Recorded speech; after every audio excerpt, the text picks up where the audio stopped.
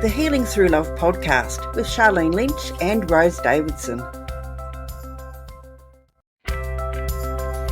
In episode 4, Ashlee Hoelck explains to us how you can overcome chronic pain with mindset work.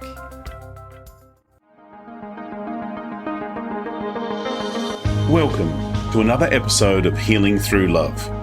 Each week, we share ideas, experiences, and resources to increase the awareness of domestic and family violence and to empower survivors to grow and thrive. We talk with experts who share their advice, or with people who have experienced abuse, no matter where they are on their journey. This is all about healing through love. And now, here are your hosts, Sharlene Lynch and Rose Davidson.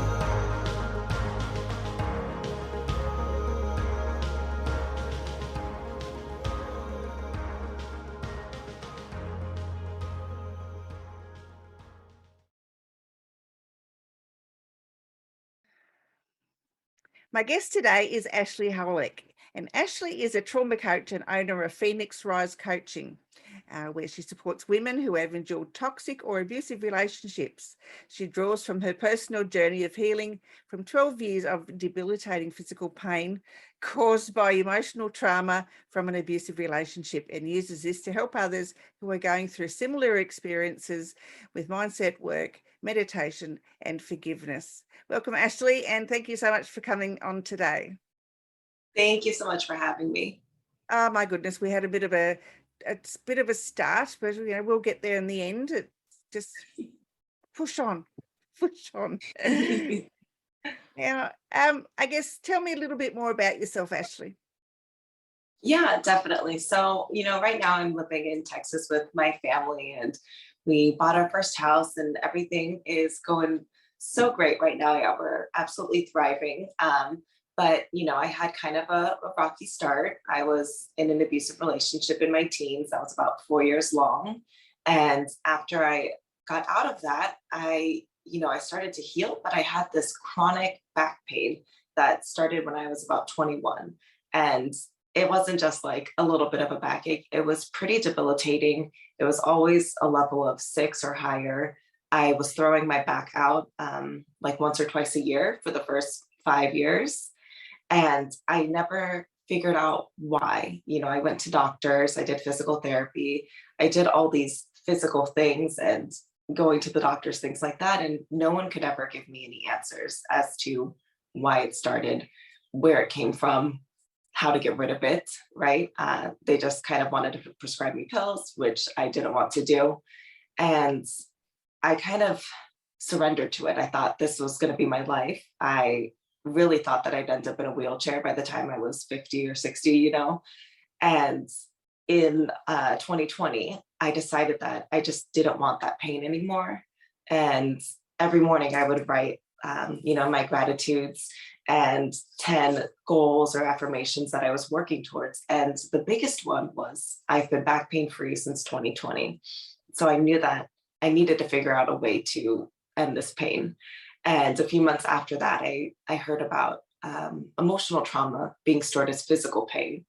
And honestly, when I first heard that, I don't even know where I saw it, somewhere online.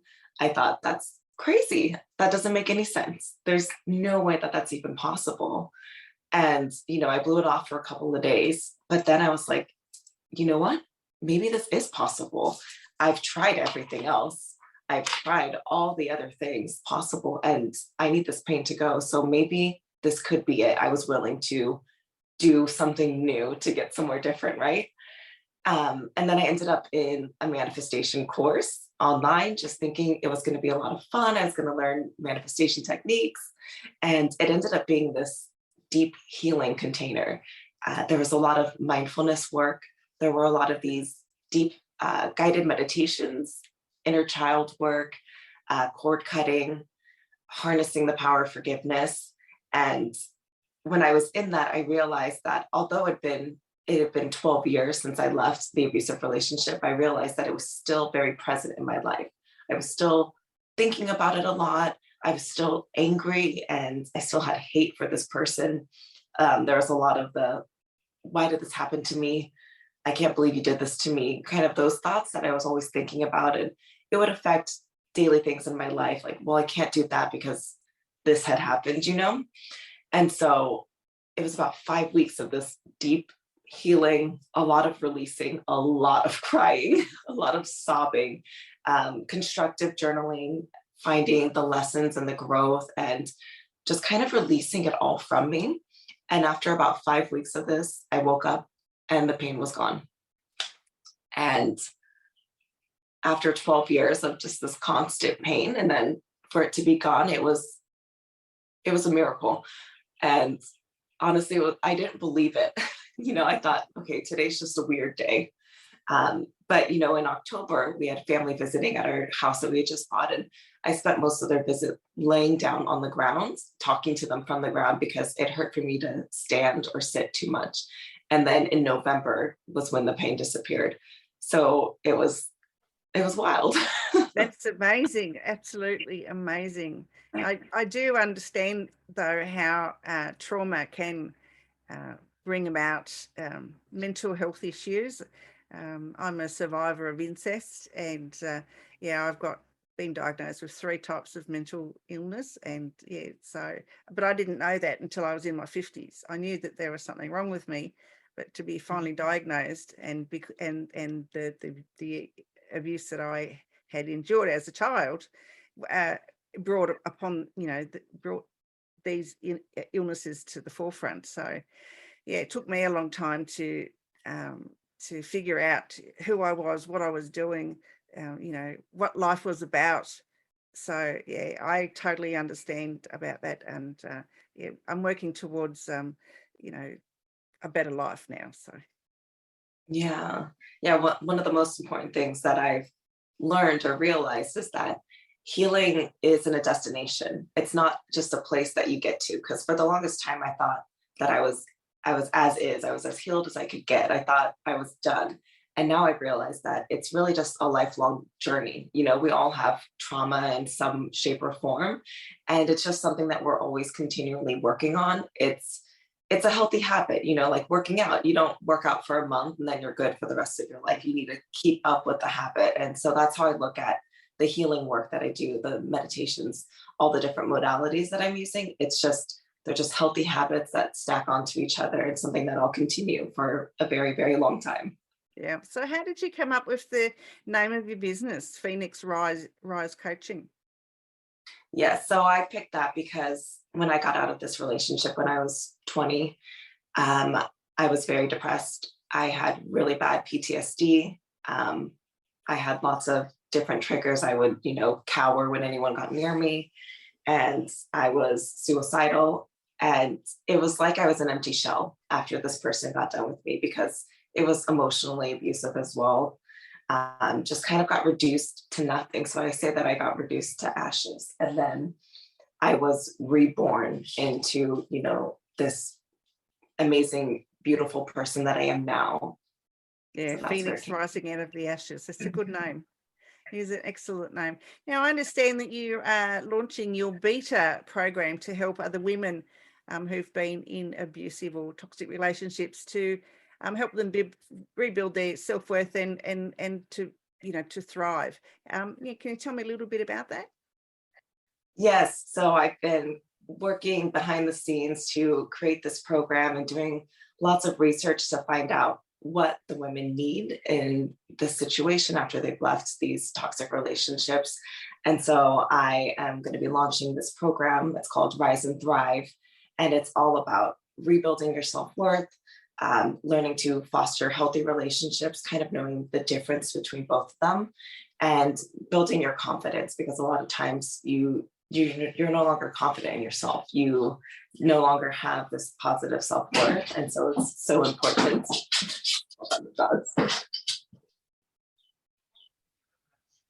Yeah, so the Rise and Thrive sounds like a really good name. And so, what modalities are you using to, bring about this life change for women? Yes, so I am graduating next month from a coaching certification program, and I'll be certified in modalities such as emotional freedom technique, tapping, clinical hypnotherapy, intuitive life coach. So a lot of that will be integrated into the program. Just one phase of the program is going to be different healing modalities that can be used. Tapping is very helpful because it doesn't really require you to go into the trauma. You can kind of treat the symptoms, right? So if you're having anxiety or stress, you can treat the anxiety and the stress and you don't get stuck in the trauma. Meditation and mindfulness are, of course, a big piece of it. This new perspective of forgiveness is really helpful. That was what was really helpful for me on my personal journey because it allowed me to release a lot of the negative feelings that I had. And so all of these things are going to be incorporated inside of the program, as well as getting the people out of the fight or flight mode, because that's kind of what happens when you have trauma is your brain gets stuck in this constant hypervigilant mode. And when you are rethinking about the trauma of what happens, your brain doesn't know if it's really happening or if it's already happened. So it treats it the same way. And so it'll flood your body with those stress hormones and you have the negative side effects of that stress. Yeah, I agree with that totally. People that have been through trauma, their mind is a lot different than people who haven't experienced, some sort of life-changing event. I think, I mean, we all go through emotional trauma in some sort, but others, if you've been in an abusive relationship or you've, been abused as a child, and especially if you've been abused as a child, your triggers are, I think, are a lot broader than they would be otherwise. Yes. And so I guess how long is this course go for? What's the length of it? Yeah, so I have it as a 3-month program. It's going to have videos, like video lessons and workbooks, so they can work on it on their own, and then as well as group coaching sessions. So we can learn together, and we can kind of work through things that, that they need more support in, things like that. And I think that 3 months is a good amount of time to get really started and to dive deep into the modalities and to learn them. Absolutely. Ashlee, where can people find, take advantage of this course? Yeah, so I am most active on Instagram these days. So it's at Ashlee, ASHLEE_Hoelck, HOELCK. And on there, I've got my website listed, and I've got lots of content about, fostering healthy relationships, rebuilding your self-worth and confidence, and things like that, that they can also take advantage of. Oh, absolutely. That's wonderful. So everyone head over to Ashlee's Instagram page and click on the links and get access to her wonderful course. I'm sure it'll be very helpful for women out there, and perhaps maybe even some men. You might get some men interested too that have been through trauma, and need the same kind of help that that women do. And I know that men go through through domestic violence and family violence just as much as women do. So I think those types of courses that you're offering are helpful for both. Yes. Oh, and I also volunteer with a nonprofit. It's called Healing the Wounds. It's a narcissistic abuse support group. So I think we have 2 support groups a week as well, and we're worldwide. So if anybody needs some support, if they're still in a toxic relationship or if they've just left and they really want to be surrounded by a community of women and there's also a few men who are in that situation, please check them out. It's really great. There's a lot of resources that are offered as well. Oh, excellent. So where can, what was the name of it again? It's called Healing the Wounds. And I believe the website's healingthewound.org. I can send that over to you as well. Yeah, that would be great. Yeah, if you could do that, it would be good to put in the show notes, and people can take advantage of that, because it's in the world at the moment. It's sorely needed that these healing modalities for us to be able to move forward, I think, and find a safe space to be, so that we can, chat with people that have been through similar situations. Yeah. A lot of time you feel alone, like you're the only one who's going through it. But the sad fact is there's a lot of people who are going There through the is, same thing. yeah. When I was going through my trauma as a child, I thought I was the only one. No one else in the world had it. And then when I was seeing the doctor, he said, no, there's lots of people that are abused by family members. And I thought, you've got to be joking me. Other people go through this. They're crazy. Yeah. Yeah. Ashlee, I guess, what else, I guess, can you share with our viewers and our listeners today about, how you became, a victim to a victor? I would say that becoming more knowledgeable about it. Like I had said, I thought that I was healed and that was just how I was going to be. And learning more about how the trauma actually affects you. I do a lot of reading. The Body Keeps the Score is a really, really good book. And learning about the science behind it, of how it actually happens, made me realize, wait, if my brain was rewired, it can be rewired back to what I want it to be. And so just kind of educating myself and learning more about it, I realized that I wasn't stuck, that healing was possible. And now that I've tried some modalities, I'm kind of, exploring, well, what else is out there? There's so many different things. And, I'm a busy mom. I've got 2 kids, we homeschool. So I don't have time to be like going to all these doctors and therapists, things like that, because I have the kids with me 24/7. But there's so many things that you can do at home on your own, guided and on the computer, things like that. So that was really, really helpful to know that there's so much available and accessible. Yeah, if you were to give advice to somebody, that may be going through a similar situation to what you had, what might that be?